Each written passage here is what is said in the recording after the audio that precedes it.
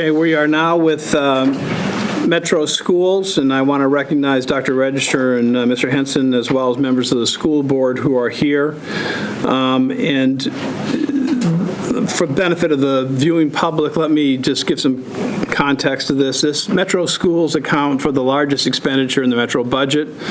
Last year, 41% of the city's $1.8 billion budget went to education.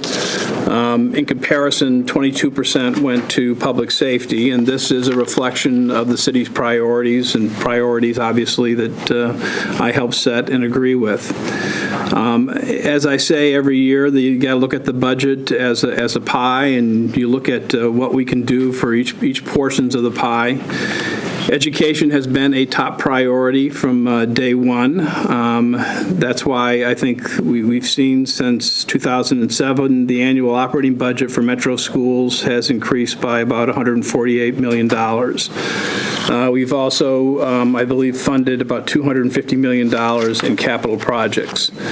I know that everyone in the room shares the same common goal, which is that this city be a city where any child, regardless of zip code or circumstances, has access to high education. We have to recognize that there are limited funds available to the government at any given time, and obviously Mr. Riebling and myself and Mr. Hinote have to do the budget looking at the entire city and all different departments. Even as the economy has recovered, our revenue growth has remained moderate. And as those who just sat through the juvenile court hearing know, we have asked each department to present 3% cuts, and many of those cuts will actually be enacted. This will be a very tight budget. All of this means we've got our work cut out for us, and I am looking forward to hearing your presentation. Let me recognize the fact that Councilman Glover and Councilman Stein are with us, and Dr. Register or Chris, whoever wants to present, if you could introduce whoever you want to introduce and then make your presentation. Well, there are three of us who will be presenting, Mayor Dean and Mr. Will Pinkston, who's a member of the board and chairman of the Budget and Finance Committee, will start, and then I will make some general comments, and Chris Henson will present the detail of the budget. Thank you, Mayor Dean. On behalf of the Metro Nashville Board of Public Education, it's our pleasure to be here today to present our proposed fiscal 2014-15 operating budget for MNPS. Before we continue, let me acknowledge my fellow board members who are with us today. Chairwoman Cheryl Mays, who represents Southeast Davidson County. Michael Hayes, who represents West Nashville, former chairman of this Budget and Finance Committee. Dr. Joanne Brannon, who represents South Nashville. Jill Spearing, a retired educator, like Dr. Brannon, who represents Northeast Davidson County in the Madison area. And as Dr. Register said, my name is Will Pinkston. I represent South Nashville on the board, and I am the board's Budget and Finance Committee chair. Mayor Dean, in December, you challenged us to bring forward a budget that, in your words, funds what works, and we are pleased to say the proposed increase that you have before you does, in our estimation, fund what works. Broken down by category, it looks something like this. About 10% of the proposed increase is to fund the beginnings of what we envision as a multi-year expansion of early childhood education, pre-K. For about $3.4 million, we're proposing to add new curriculum and hundreds of new students' seats in 3 sites in East, North, and South Nashville. In 2 of those locations, Bordeaux Elementary and Ross Elementary, we're basically closing low-performing schools and repurposing the buildings and assets to create model pre-K centers that we believe will serve as islands of innovation for early childhood education. Our research partner is Vanderbilt University. We are attempting to fund what works. Our 3rd location for pre-K is Casa Atzafran in partnership with Conexión Americas to create a model pre-K center that will serve our youngest new Americans in a school system where more than half of our English language learners are in grades K through 3. We believe that pre-K has to be a critical part of our strategy for closing achievement gaps within that critical subpopulation of students. We know that to reach our ultimate goal of universal pre-K, meaning that every child and family who needs needs and wants a seat gets one is going to take years of steady increased investment, but we are patient, and we believe, as President Obama told us in January, that moving forward on pre-K, even though the state legislature is standing still, is a moral imperative. We hope you and the Metro Council agree, and I want to personally thank Dr. Register for his leadership on early childhood. Moving forward on this request, about 25% of the proposed increase is wrapped up in employee compensation adjustments, including a 2% pay raise for our teachers and support employees at a time when state government is reneging on its promise to make Tennessee the fastest improving state in teacher pay. We think that moving forward, as we're doing with pre-K, sends the right message to the market. Nashville values its teachers. We know you do too, and we're all committed to a more competitive compensation system to help recruit and retain the very best educators from across the region and around the country. A smaller percentage of the proposed increase is related to what Dr. Register has referred to as high-yield strategies that we've realized through Race to the Top. As you know, federal funds are running out this year, so we're proposing to bake these items into the operating budget. These high-yield investments include Teach for America, which we know is important to you, as it is to us. The biggest part of our proposed increase is about 45% of it is related to cash outlays for charter schools. While unabated growth of new schools of any type can have some unintended fiscal consequences, we think our plan to strategically deploy high-quality charters is fiscally sustainable, meets the needs of the district as a whole. We also want to acknowledge your earlier point to us that no area of Metro government gets a blank check, and we have been working hard to reduce costs within the system. With the support of your office, we recently undertook an early retirement incentive program that will generate an estimated $3.5 million in annual cost savings. Additionally, we're working with performance auditors to identify other areas to drive efficiencies, and we're looking forward to the results of that audit. Let me add, should revenues not be available to support the proposed increase, I will be the first to recommend that we simply reduce the overall amount of the request across the board, line by line. We are committed to fiscal responsibility here and to doing our part. Finally, we want to thank you for your support of our funding requests in previous years. As you acknowledged, since your first budget in fiscal F08-09, you and the council have recommended and approved $148 million in additional funding for Metro Nashville Public Schools. In the process, we have absolutely improved our overall per pupil funding, but there is still a lot of work that remains. We checked with the Council of Great City Schools earlier this week. Nashville still ranks 54th out of 67 urban school districts in the country when it comes to per pupil funding. We're certainly not here today advocating for a tax increase or for more than our fair share of normal revenue growth, but we do have one ask in addition to the budget request. Ultimately, we believe Nashville's funding issues are partly wrapped up in shortcomings in the state's basic education program. In addition to the fact that Nashville has the fourth lowest share of state funding in Tennessee, we know from the state's own BEP review committee that Nashville alone would receive an additional almost $13 million in the current year if BEP 2.0 was fully funded. After we get through this year's Metro budget process, we're hopeful that you might consider, perhaps in partnership with Speaker Harwell, helping us advance a dialogue with the governor and the legislature to fulfill the promise of BEP 2.0 for Nashville and other urban school districts across the state. So with that, let me turn this back to Dr. Register and Mr. Henson, who can step you through the details of what we've proposed to you today. Thank you very much. I'd like to set a little bit of context, if I may, to paint a little bit broader picture of some of the challenges that we have and some of the priorities that we have. And I'll take just a few minutes to do this and then turn it over to Chris for the detail presentation. This is the first budget that reflects the new strategic plan adopted by the Board of Education back in the fall, Education 2018, Excellence for Every Student. It's really our second five-year strategic plan in our school system. The first was MNPS Achieves, and I'm sure you're familiar with the phrase that we coined to advance our first five-year strategic plan. This is really next steps, and this strategic plan focuses on next steps that work, high-yield strategies, and an outgrowth of the first five-year strategic plan. It really focuses in on those things that we found to be most important in the first 5 years. So our budget aligns with the strategic priorities in the strategic plan. It's also reflective of federal budget pressures this year. Mr. Pinkston referred to Race to the Top. I'll be a little bit more specific with that. This year, our expenditures in Race to the Top funding were $5.6 million. We anticipate having $1.6 million available next year in Race to the Top funding, so that's a reduction in expenditures of $4 million at the outset going into this. And so what our budget reflects, and it's not specifically shown in some places, is that we've made a number of cuts because of the loss of Race to the Top funding, and we've made some transfers into the operating budget for a number of those high-yield strategies that we think are important to continue. Let me mention just five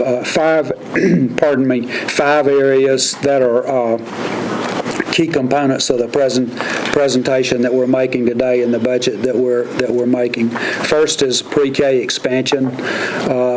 The expansion portion of that budget is $3.4 million in operating budget. You'll see in the budget book a total cost of $4.8 million to operate those 3 model pre-K centers. That's it, transferring existing programs into those buildings and the expansion that we propose in those 3 pre-K centers. That's to do 2 things, basically, in pre-K, early childhood education. First is to begin increasing capacity. We presently serve about 2,500 students in pre-K programs in the district. We know that Head Start funds approximately 1,400 students in pre-K experiences. In comparison to that, we have in kindergarten over 8,500 students, the majority of whom qualify for free and reduced price lunch. We serve less than 50% of the students who want and need quality pre-K in our district, and we think it's an imperative to increase that capacity. The second thing that's also very important about this recommendation is to raise the quality in all of our pre-K programs. We presently exist in 57 schools. Pre-K exists in 57 schools, about 100, just a few short of 150 classrooms. And the centers that we're proposing will be legitimate model schools.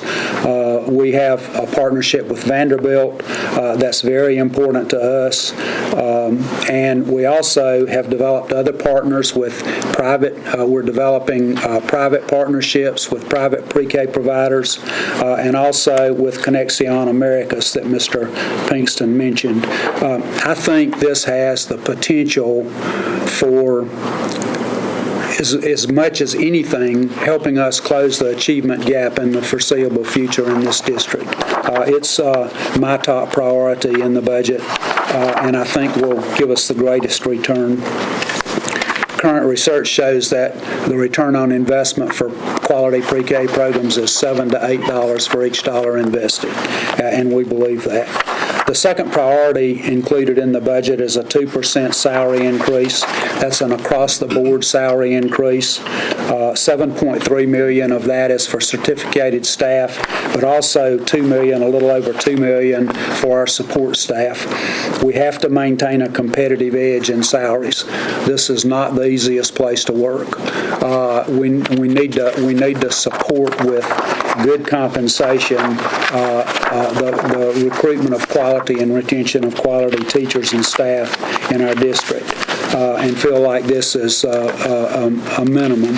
By the way, and I know you've noticed this, but we do not include step increases for years' experience. This is a 2% across the board to totals about $9.3 million, and we feel like this is one way to give all of our employees a cost of living increase. The third priority is our learning technology plan, and I first want to acknowledge and thank you for supporting our supplementary capital budget this year to the tune of $6 million. We have about 9,100 computers for student use already ordered. They're being deployed now. We're imaging about 800 a day actually to deploy into the schools, and a number of the mobile labs that go with them. That's state-of-the-art technology for our students and very important as we go forward. A part of the learning technology plan that you see in the budget is to lease computers. Year two, we've already funded year one out of this year's budget, $1.3 million expenditure, and then learning technology support, the software to really maintain the program. And let me emphasize the necessity and the urgency of that technology plan. This is to put technology in the hands of teachers and to give teachers the training to differentiate instruction, to implement Common Core. And we are already seeing results from the fact that we were able to get a jump start on this, and look forward to continuing this program. We have a fourth priority in our budget is a literacy program. Our leadership and learning folks have developed what we think is the first comprehensive pre-K-12 literacy program in the state of Tennessee. It provides extra supports for struggling students in schools, and including reading recovery in a dozen schools in our district, the addition of reading recovery, 2 teachers for our lowest performing schools, each of our lowest performing schools, reading interventionists, and a lot of support going in to that literacy program. That's an area where the state of Tennessee as a whole, and in Nashville, we've seen flat improvement, flat scores, and this is a plan that's been carefully developed to change that. Mr. Pinkston noted Teach for America. We're proposing a continuation of that program at the rate that we are going now. That's 75 teachers a year. And then finally the charter expansions. That really sets the tone of our budget. I will say that for a long period of time we looked very critically at what we're presently doing.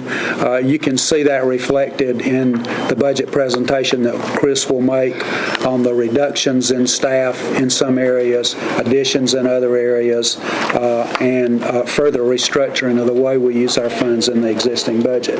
So with that, I'll turn it over to Chris for a detailed presentation. Thank you, Dr. Register, and you have a copy of our budget presentation in front of you, and I will say also this is included and has been all along on our district website for anyone to view. If you would turn with me to page number 1, the page numbers are at the bottom right of the pages. We'll spend the majority of the time on this particular document. Document number 1 is intended to be a summary of all of the changes that are being proposed in the 2014-15 operating budget. It's a similar format that you've seen over the last several years. We start at the top with employee compensation. Dr. Register has already mentioned the fact that we are proposing a 2% salary schedule increase for all employees at a cost of approximately $9.3 to $9.4 million. We also have additional costs for benefits. Our support employees' benefits are determined by the Metro Employee Benefit Board, and so we're using the 5% increase that would begin January 1st, as well as the increase in the employer contribution rate for pension costs for our support employees that totals about $1.5 million. For our certificated employees, their insurance is governed by the Insurance Trust, which is made up of school board members and MNEA representatives. increase, reflecting a very small increase, 1.67% increase in insurance costs at a cost of $1.2 million. And all of our support employees are required to be members of the state retirement plan, the Tennessee Consolidated Retirement System, and there is a slight increase in the employer contribution rate in that plan of about $500,000. We also show on the bottom line of the employee compensation, and was previously mentioned, the retirement incentive program savings of about $3.5 million. That was very successful. This savings actually exceeded our original estimates based upon what was put into place 10 years ago, the last time the school district offered a retirement incentive. And so we're pleased with the result. Obviously, the intent of a retirement incentive program is to save money, and we were able to accomplish that, and those are annual savings of about $3.5 million. Subtotaling the employee compensation area at about $8 million. In the middle part of the page, we have a section called Required Additions Other. This includes inflationary increases and other required expenditures.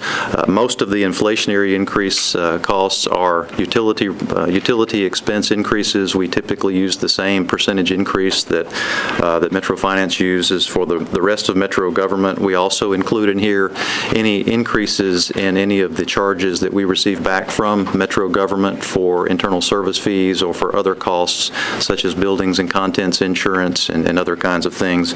All of those are included in the inflationary increases and other required expenditures.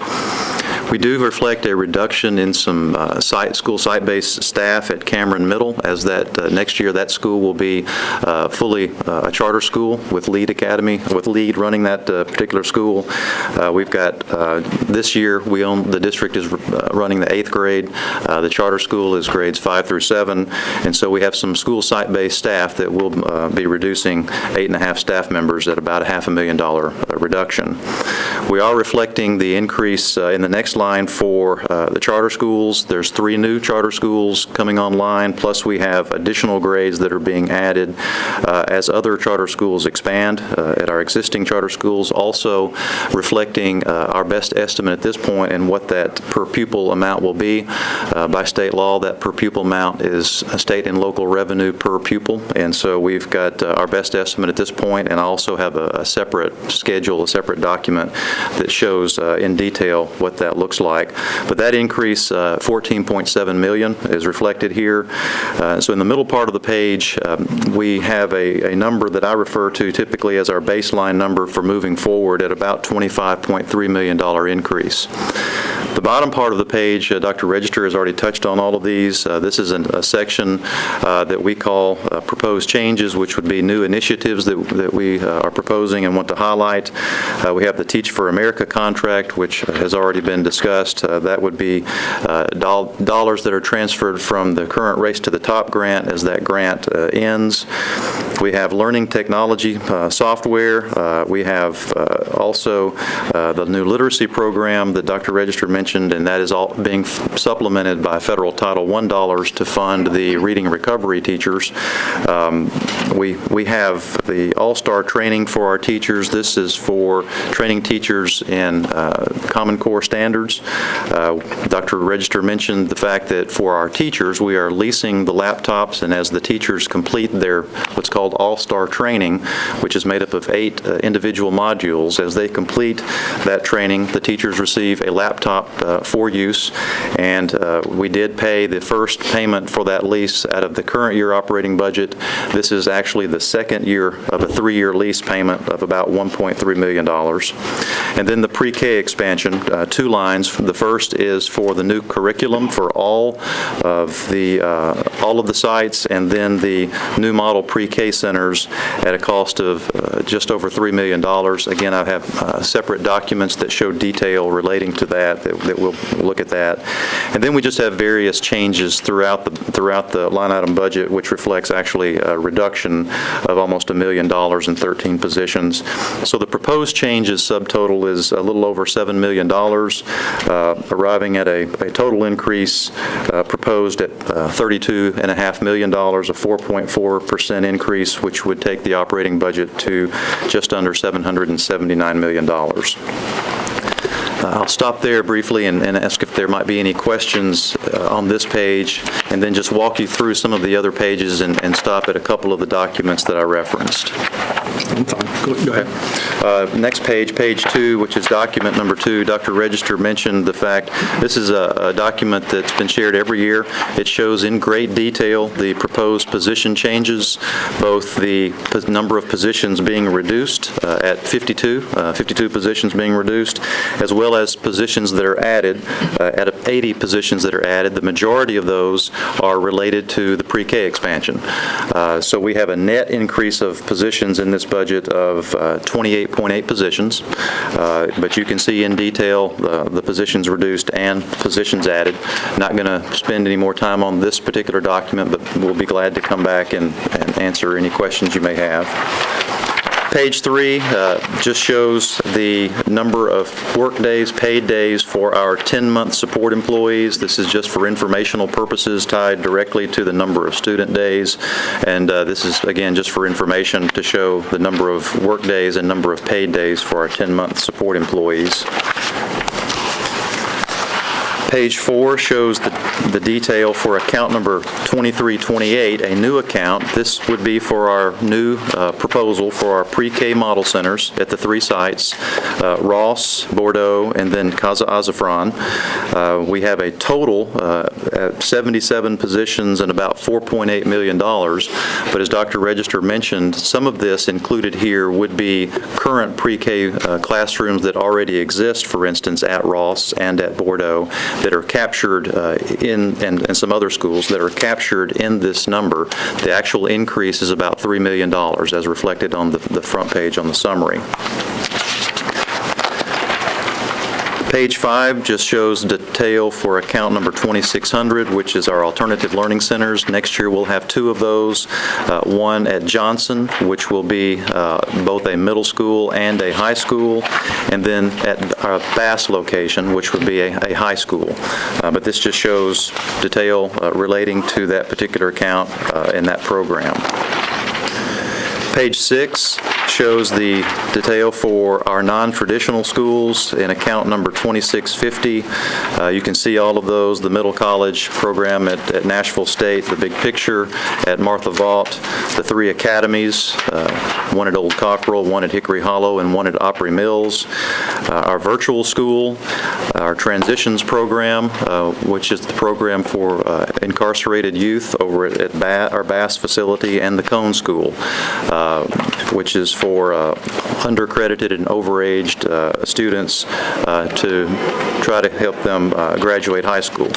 The total for this particular account, you can see on the far right, is 97 positions and about $7.3 million. You'll see that total in account number 2650 in the line item budget.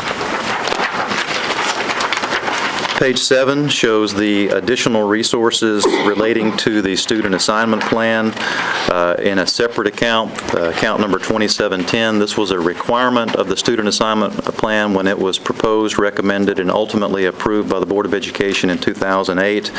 It was that we would have a separate account, which we do, account 2710, and a separate schedule, which we do, which is reflected here in document number 7, to show the additional resources going to specific schools that were outlined in that plan. We have 6 elementary schools that receive additional resources, and we have 2 middle schools and 1 high school. Mainly, those additional resources are in the area of additional school counselors, additional social workers, and additional teachers to reduce the pupil-teacher ratio.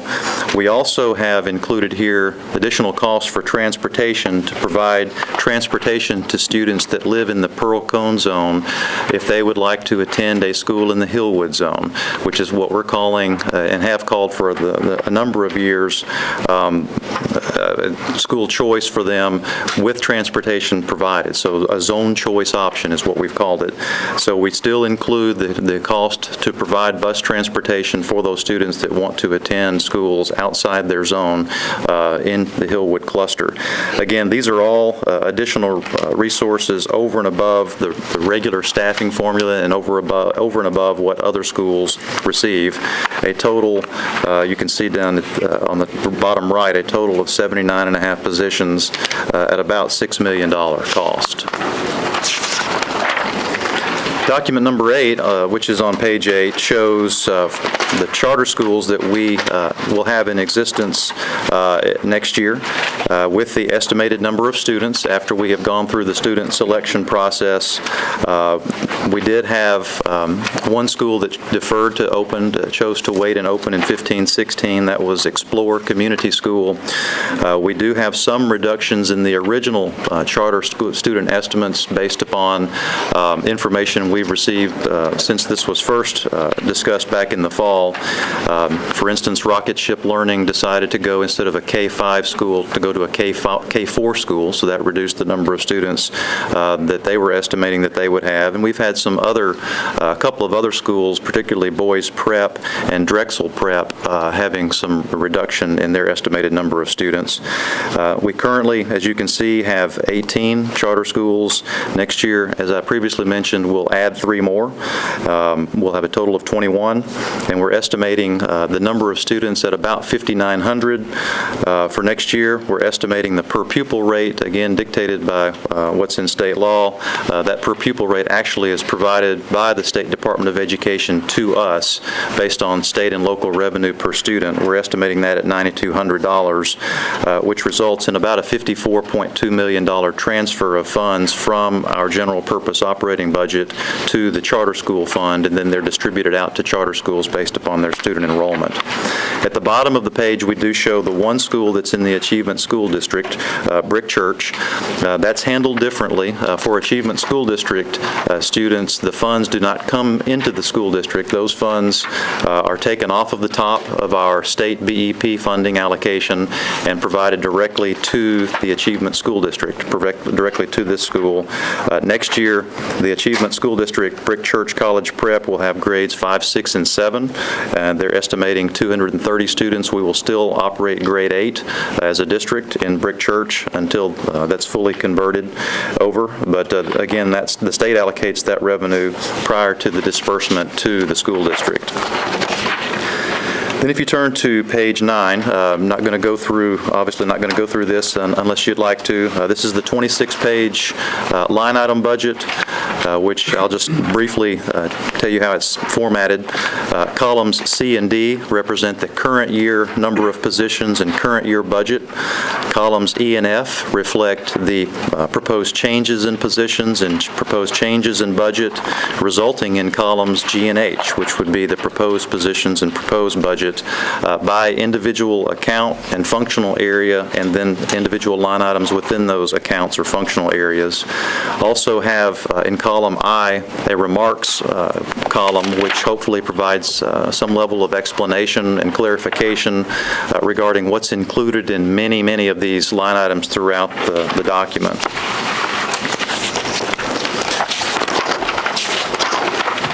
And then I'll just reference and ask you to turn to page 35, which, as I've done in previous years, have included by alphabetical sort all of the account names. So if you have an idea what the account may be named, you can hopefully find the account number in the 26-page line item budget. So this is just for informational purposes. And then lastly, over on page 38, we do include our federal programs and grants summary, realizing that the federal fiscal year runs October 1st to September 30th, and so we're strictly dealing with our best estimates at this point. But if you turn to page 39, you can see a column-by-column comparison of current year, 2013-14, to what we're projecting next year in 2014-15. And you see several decreases. I'll touch on just some of the larger grants that we have. Of course, Title I is the largest grant.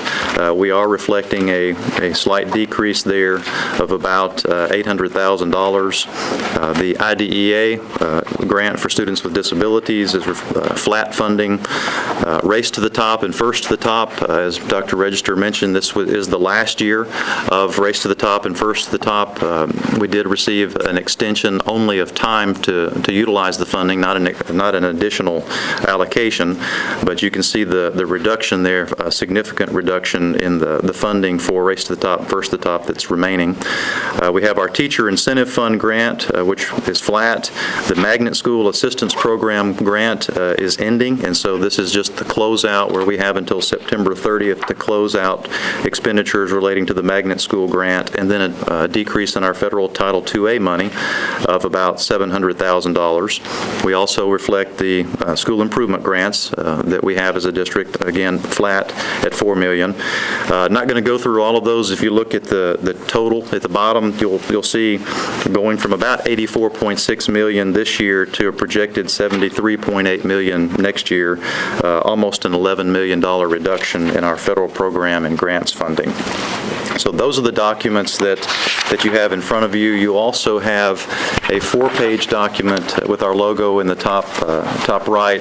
This just provides some additional information relating to those items that are at the bottom of the summary page, document number 1, what we're calling our proposed changes. It just provides additional explanation, much of which Dr. Register has already talked about with you earlier. If you have any additional questions relating to any of those items at the bottom under proposed changes on the summary page. So with that concludes my presentation of what we're proposing, and be glad to take any questions or provide any clarifications for you. Okay. Well, thank you. Let's start with the pre-K, which is, I think, a very innovative and thoughtful idea. Essentially, what you plan to add are 2 new model pre-K centers along with a smaller center at Casa Azafran? Yes, that's correct. Casa Azafran will be a 4-classroom center that will serve 80 students, and Ross and Bordeaux are 2 schools that are low-performing schools that we intend to close, to reassign the students there and to use the 2 schools as pre-K centers. And how much of the buildings will they occupy at this starting out?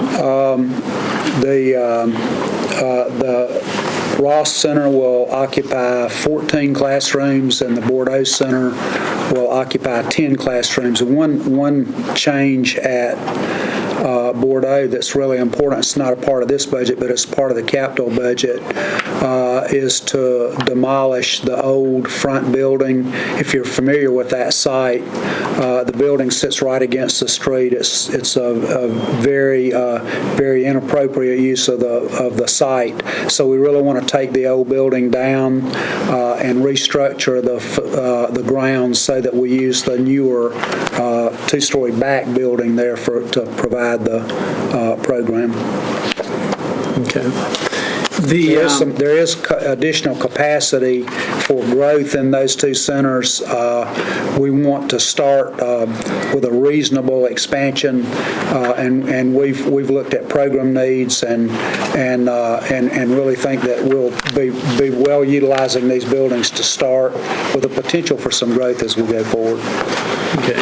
And as I understand it, you have over 1,000 students on the pre-K waiting list right now? 1,200 is the recent count. And this will provide for 340? Additional, that's correct. And in terms of serving the most at-risk kids, how does this plan do that? We are in an application stage now, and we really market heavily in the proximity of where the centers are. But 72% of our children are on free and reduced price lunch now. And a higher percentage of our children in pre-K now are economically disadvantaged. So our goal and our expectation and our goal is to serve a high percentage of our economically disadvantaged students, at least as many as the percentage that's reflective of the district as a whole. we anticipate serving 80 to 85% of our pre-K centers will have economically disadvantaged children. Another part of our goal, though, is to recruit for diversity so that they're not racially isolated, and that so we do have some economic mix there. So we have two goals, and they're not counter of each other. We just really have two goals in serving our populations there. And for the pre-K, the transportation will not be provided? Will not be provided. They will be full-day programs, though. The existing pre-K programs are a shorter day, and what we're proposing for the model centers is full day with before and after school care, which is very important for our parents who have to take their children who may have transportation challenges. The other thing I'll say about that is all three centers, Casa Azafran, Ross, and Bordeaux, are strategically located to be on routes that many people take into work in the city. If you know where Bordeaux is, it's on 41, and it really the whole northern end of the county feeds into downtown through that direction or uptown through that direction. Ross is the same, serving as a transportation corridor for all of East Nashville, and of course Casa Azafran is on Nolensville Pike and really serves as a transportation corridor for the South. As we look to the future, one of the real challenges that we have in underserved population is South Nashville, and the challenge for us is that our buildings are overcrowded there. We don't have space available, and that's why we think first that Casa Azafran is a great partner for us, Conexion for serving our English learner population for one, but also for providing service in an area where we just don't have the capacity to serve the number of children that want and need the service in that area. So as we look to expansion in the future, I think we really have to pay close attention to what's going on in South Nashville and identifying additional space there. So the operating request for pre-K is how much? It's the expansion is just a little over $3 million. It's about $3 million. Chris, I'll ask you for the specific. $3,004,050 plus $440. It's $3.4 million, and that's the expansion budget. The budget that you've shown on the pre-K page includes programs that already exist in the operating budget. At Bordeaux, we're taking the existing pre-Ks at Bordeaux and we're taking the pre-Ks at Cumberland and starting there with those existing programs. At Ross, we're taking the pre-K programs that exist at Ross and also at Glenn and at Caldwell and placing those programs in that pre-K center as a start. The expansion budget's what we're adding in addition to that. 10 classrooms at Bordeaux and 14 at Ross. And then as part of this, there's a capital request for $1.6 million. That's correct.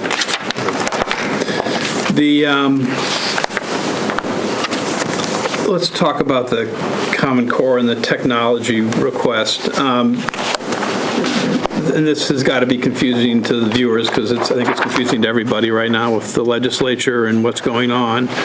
But so Common Core is already being implemented by MNPS. Correct. We're 3 years into a phased-in implementation of Common Core. We started in kindergarten through second grade. We're implementing now in grades K through 12. We're not complete, but we're very far along. We feel like we're ahead of the state generally. We feel like we're ahead of the country in implementation, but we still have a lot of work to go in that area. And the PARC test, the PARCC test, is the test that Tennessee had originally planned to use to test Common Core. Correct. Right, and that was scheduled to be given next year, next academic year. That's correct. Right. And now there's some question about whether the state will be doing that. the proposal that we hear, and I think unless the legislature's acted on it this morning, and they may have. There's a lot going on. I know. Is to delay 1 year and to rebid the assessment system. Now, I guess we're impatient with that because we're ready to implement. And right now we have a test that's misaligned with Common Core implementation. That's the existing TCAP. For the last 3 weeks, I've been asking teachers, do you want to move to the new test or do you want to stay with TCAP? It's about 90% wanting to go ahead and implement the test that's aligned with the curriculum. But what we understand the state's going to do is to rebid an assessment system. It will not be TCAP. The state will be rebidding for an assessment system that will align with Common Core. And so it will be a technology-based system. That's the movement. But we don't know whether it will be PARC or not. It might not be PARC. It might be, there's another one that's dominant in the country. The two that are dominant are PARC and Smarter Balance are the two. But the likelihood is that the state goes through a rebid process, which won't happen overnight, that they'll do TCAP again next year. 1 year. That's correct. Now, I want to make what I think is a really important point, and as we've talked about this over the past few months, the technology plan that we have, the comprehensive plan, is to give teachers the tools and the expertise to differentiate instruction that's required in the implementation of Common Core. So it is a tool to differentiate instruction, to change the way teaching happens in our 6,000 classrooms. The assessment piece of it is important, and it's there, and it is urgent for our children because, particularly because less than half of our children have technology of their own at home, technology at home. So the more advantage we can get in using technology in classrooms, the better off we are. The more our children will be ready to make the change. So an extra year is problematic in a way for us, but it also gives us a little bit of an advantage in giving our children an extra year to get ready to use the technology on the testing that will come. But we don't know, I mean, I guess also in terms of Common Core, I mean, something will happen this legislative session, but we were kind of rocking along thinking Common Core was going to happen, and then they hit a wall last month that was unexpected. And The Common Core is, according to everything I know, is safe. Common Core will happen. What's up in the air is assessment and how they're going to assess Common Core. They will have to have a new assessment system that is aligned with Common Core. You need to test what you teach. And TCAP doesn't do that. That's a problem now, but that's the piece that remains up in the air. right, and so with the All-Star training, there's a number of $1.3 million for that? Yes. All right. What is that? What sort of testing is that associated with? It's really associated with differentiating instruction to implement Common Core, but it would align with PARC or with Smarter Balance. All-Star training is basically professional development for teachers to get them up to speed on how to teach to the new standards in the classroom. The computer and technology associated with that is to support that professional development. But what happens whenever the state does ultimately make a decision on an assessment system is a related but separate decision. Just my layman's opinion from watching the last month, it's a much more uncertain terrain out there than certainly I expected in January, let's say, in terms of what was going to happen. And what's going to happen today or tomorrow has some sort of impact. But in terms of the All-Star training too, this is where you're doing the lease purchasing of the computers, and then you're essentially giving the computers to the teachers? After, it'll be for their personal use, and that's a 3-year lease purchase. The technology will belong to the system for 3 years. Teachers will be able to buy the computer at the end of a 3-year period of time if they want to, after the lease is up. after we're no longer. But they're buying them for paying like $1, Yes. right? I mean, it's Correct. essentially you're giving the computers Correct. to the teachers. I'd love to have you join me at 1:30 today. I'm giving the first laptop to the first teacher who completed the competency-based training at Lockland Elementary School. And it's been extremely positively received. And we're asking teachers, we're requiring teachers to do the training. And it is competency-based. They have to show their competency. So our goal is to have 6,000 teachers that meet the competencies by August 1st. And we're already seeing the impact. We've already had about 500 teachers complete the training. And so a very rigorous approach to this, and it will make a difference in instruction in all of our classrooms. But so the money, was it $6 million?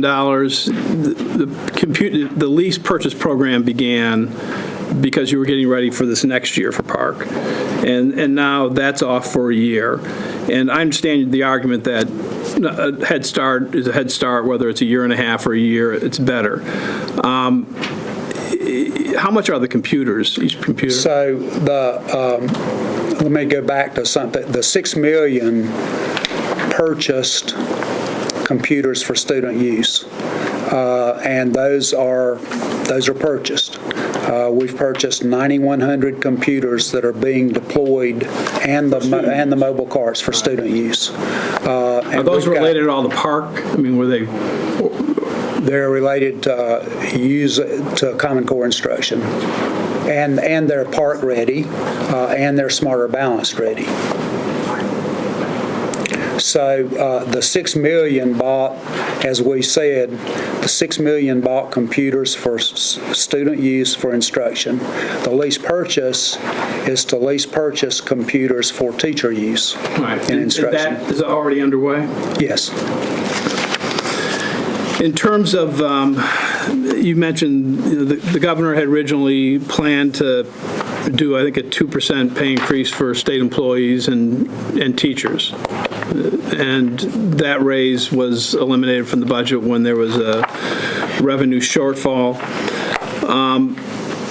And you're proposing a 2% across the board pay increase, right? And what's the total cost of that? The total cost of the 2% across-the-board raise is about $9.4 million, broken down between certificated employees at $7.4 million and our support employees at $2 million. All right. And of that $9.4 million, how much of that was going to come from state dollars? Originally, the state 2% raise on the teacher salary schedule would have generated about $2.9 million in additional BEP revenue to the district.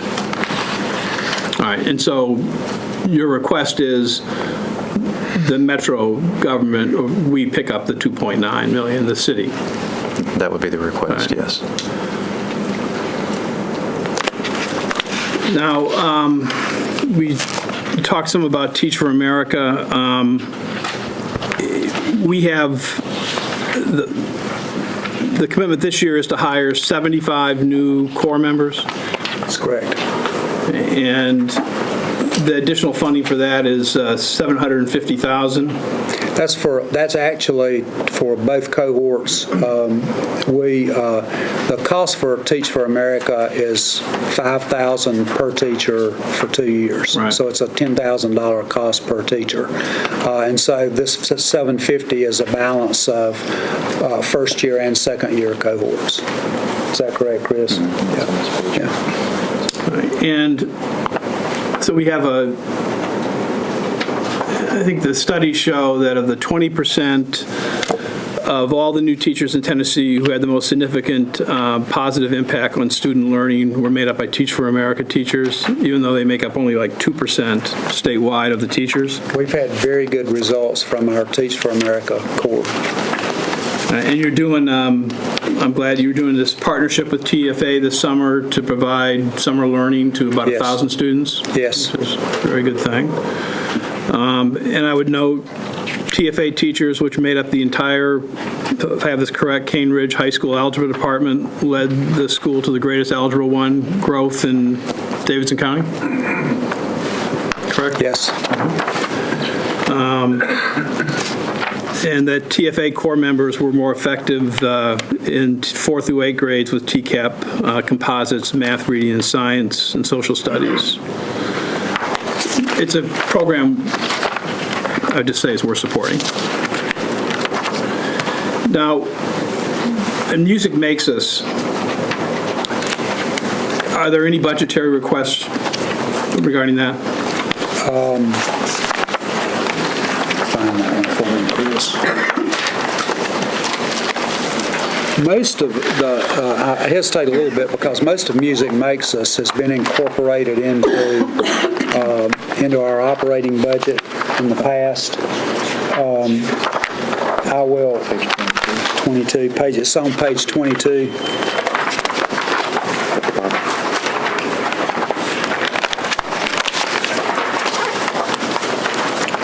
We're at our proposed budget for 2014-15, $684,900 for Music Makes Us. That speaks to part of what we're doing, but I think when you look at our overall arts education program, it would be a good deal more than that. For example, we're transferring 24 teaching positions into related arts at the middle schools this year. That's in our operating budget. It's not shown as an increase because it's a transfer of positions. So we feel like we're supporting that program very well. There is a 1/2 position reduction in a certificated staff in Music Makes Us, and I'll have to ask Chris to respond to that. That was a retirement of a part-time coordinator. You can see this is just making up sort of the administrative staff of Music Makes Us. There's a coordinator for the program, a secretarial position, and a director of the program, as well as 2 instrument repair positions. As Dr. Register indicated, all of the, for instance, music teachers are over in the teacher account number 2320. And as he mentioned, we did increase the number of what we call related arts teachers in our middle schools, which would be art, music, and PE, where we changed the ratio to reflect the largest grade in any middle school would be used to determine how many related arts teachers are generated for that school, which generated almost 30 additional related arts teachers in our middle schools. So all of the actual music teachers are over in the music account, or over in the teacher account. Account 2350 that you have here reflects the administrative function for Music Makes Us. Okay. Are there any additions, or does the budget contain any of these contract positions for music and dance? Yes. They do. They would be over in our human capital account, which is account 1200, which is on page 10 at the top. In the contracted services line down 1200.9, it's through a program called Distinguished Professional Educators Institute, and those would be those contracted positions for specialty areas in the music field, such as bluegrass. There's some, I think, maybe some guitar, specialty kinds of music classes that are taught through by contracting with this DPEI organization, and they contract with these individuals, and that's included in the human capital budget. Okay. And is there any capital requests regarding Music Makes Us? There are. There is a few actually included in the school district's capital budget. And if you'd like, I can go through some of those, or just give you a yes answer. Okay. What's yeah, I just need to see the document. I'm sure it's here, but I didn't get a chance to. All right, let me ask you about transportation. There's a line item in the budget for bus passes and transit. That's correct. That's in there. It is. $700,000. Right. Okay. And has that program, in your mind, been successful? Terry? It has been. That would be on page 28, account 4319, MTA bus passes. We provide bus passes to all students that qualify for free and reduced meals to all of our magnet schools and any optional school, and we do feel like that's been very advantageous for the students and also advantageous for the district, as it would be much more expensive to provide yellow bus transportation from all over the county to some of these specialty and optional type schools. Okay. Speaking of capital, I have a couple questions regarding that. I know that you have a variety of capital needs, but in terms of some of the projects that have been approved in the past, and I've been through the work that has been done, and there's a lot of projects that are complete or under construction, but a couple of them that I get asked about that I wanted to check with you on. Sure. UMFOG, the gym, and what's the status there? That was approved in 2013. The design is complete. The contractor's been selected. The school board has approved the contract. Value engineering's in process. The contract, the bids came back in over budget, so we went through some value engineering.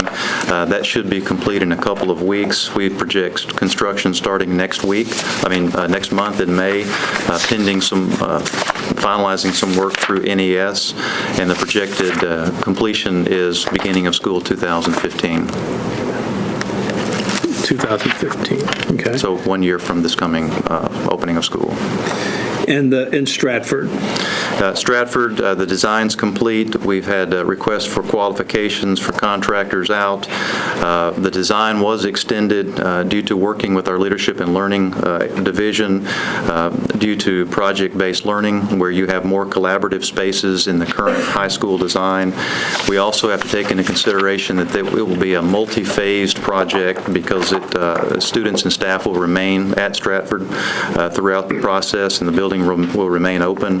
The projection is to bid that project next month in May and actually begin construction in June. The completion of the construction should be December of 2015.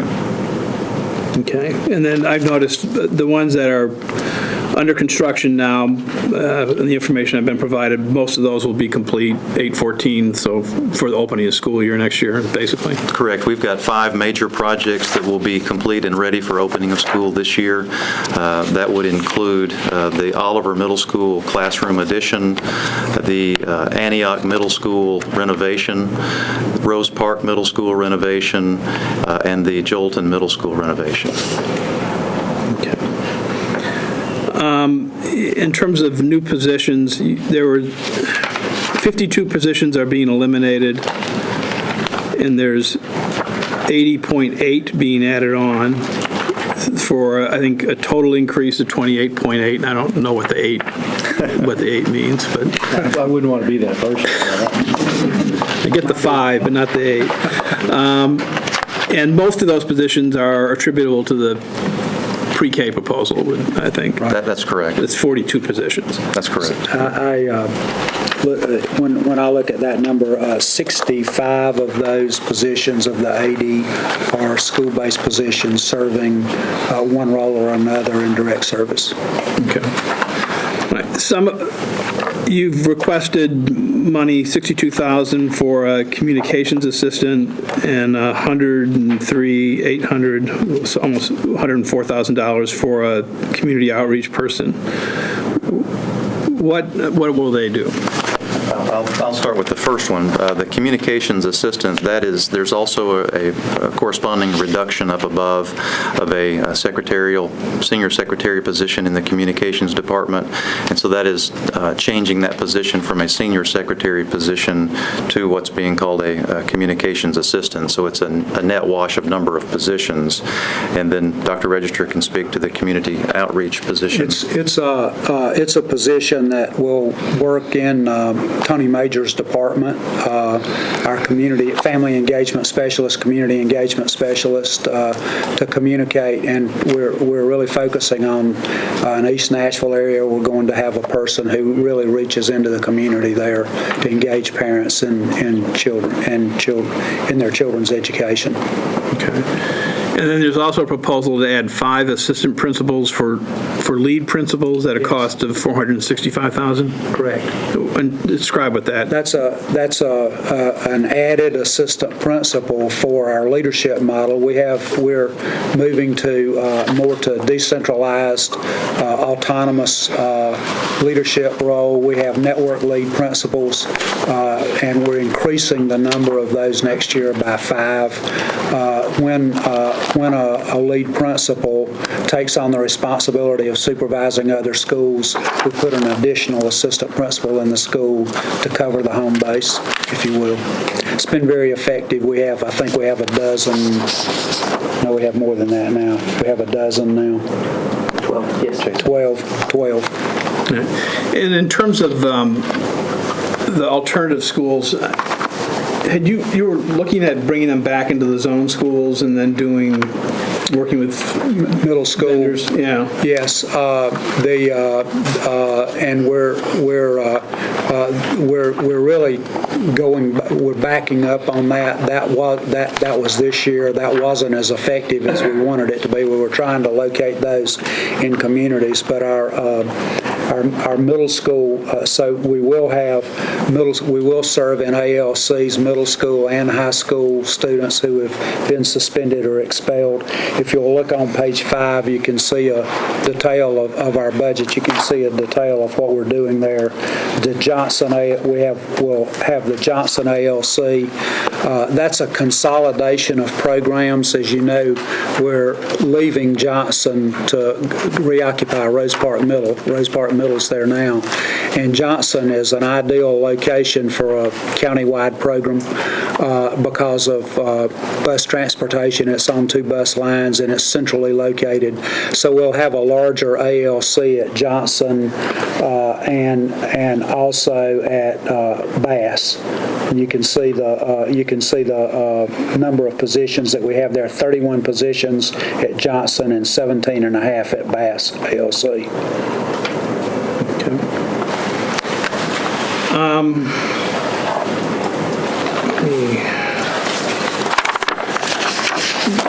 The literacy program,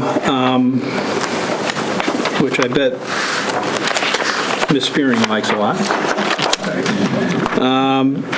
brings in 8.5 positions and supplies, a total of 1.3 almost million. This involves reading recovery in the schools. And describe So we're doing. It's actually a tiered level of additional support depending on the needs of the schools. Reading recovery is a very high yield strategy, and we're going to put reading recovery in 12 of our schools that need the most help. And what's interesting about this approach, and there are people behind me who can correct me if I'm wrong, but is that we'll have 2 reading recovery teachers in each of those 12 schools, which is a real asset to those. And then the second tier is to have to bring on reading interventionists, part-time retired teachers, other people, literacy experts, to work at a second level of schools that need a great deal of help. Children need a great deal of help, but not as concentrated as that bottom dozen schools. The literacy program, though, is and that's the staffing part of it. The program, though, is comprehensive. It reaches all schools and all grade levels and all teachers, and that's professional development and purchase of programs and materials to support teachers across the district. And I will point out, too, it's a combination of funding sources. The reading recovery teachers are funded through federal Title I dollars, and what you have included in the operating budget on page 18, account 2232, that's the 8.5 positions that you just mentioned, which are 15 120-day school interventionists, plus the director of the program. That equates to the 8.5 positions. So that part of it is included in the operating budget, and then the additional reading recovery teachers that Dr. Register referenced are included in federal Title I funding. And the federal programs and grants is now, you're forecasting, I understand the federal budget's different, it's basically $73.5 million. And those funds are in addition to what you're requesting in the operating budget, obviously. That's correct. All right. And these funds are largely Title I, IDA? Correct. About almost $40 million of that would be Title I and IDEA, very prescriptive in how those funds can be utilized. Of course, Title I and IDEA are for different purposes, but those would be by far the two largest of the grants. We, just to put that in a little broader context, at one time a couple of years ago, we had about $100 million in federal programs budget, and we're down to about, with this projection, down to $73 million. It's been a challenge for us. Greg? I don't think I have any questions. I think I understand what I need to understand. Can I ask a question? Yeah, you, sure. Thank you. I want to clarify a couple things just going forward, because I think it's going to come up again as we get into council discussions and all that, and I want to make sure I understand it.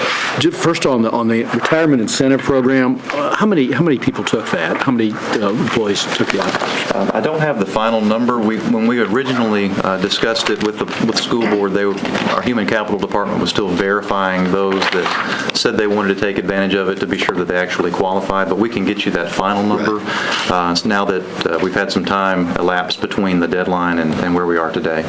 And the savings that you reflect in that, is that by not filling those positions, or is it a combination of not filling and reduced hiring people back at lower salaries? It's a combination of both. Yeah. The majority of it is looking at the difference between the salaries of the individuals who are retiring and the average salaries of new hires in those positions, and the difference would be the savings, but there are also some savings for just not filling those positions. I think it'd be good to get some breakdown of that. I think that's going to come up, so I think we ought to know that just to have.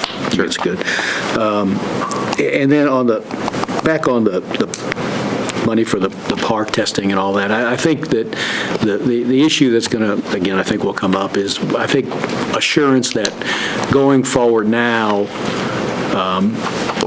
that we're not, I don't want to say wasting money, but that what we're buying now is going to be compatible and usable with whatever the state finally tells us what we're going to do. And so, I mean, I think that would be important to know, and I think you've answered it. So Absolutely, and frankly, I wish we could put more in that, but it looks like we will have a little bit more time to get ready. But I think we all need to be very proud of where we're taking the district and the community in this transition to use of technology and instruction. And I'll say again, we are already seeing change as a result of this, and I'm very excited about this. One of the best things that we've done. And then on the new pre-K program, obviously this is the first phase of what you would like to see as a several growth of this over the next several years. Yes, it is, and I would say, and I think this is a place where we need to develop a strong partnership too, and we need to look to the state. And we need to look to the federal government. There is movement toward greater funding of early childhood education and coordination of early childhood education. And the more we partner on that, the quicker quicker we can get to serving children that need service. I think it'd be good to see just some projection of how you see that might grow over in future years, just so we can have some, so you can have some, just figure out some numbers going forward, because again, I think it's great, again, not questioning the need of it, but just so we can sort of know what we might need to see from that area going forward in future budgets. I can certainly do that with wishful thinking. I understand.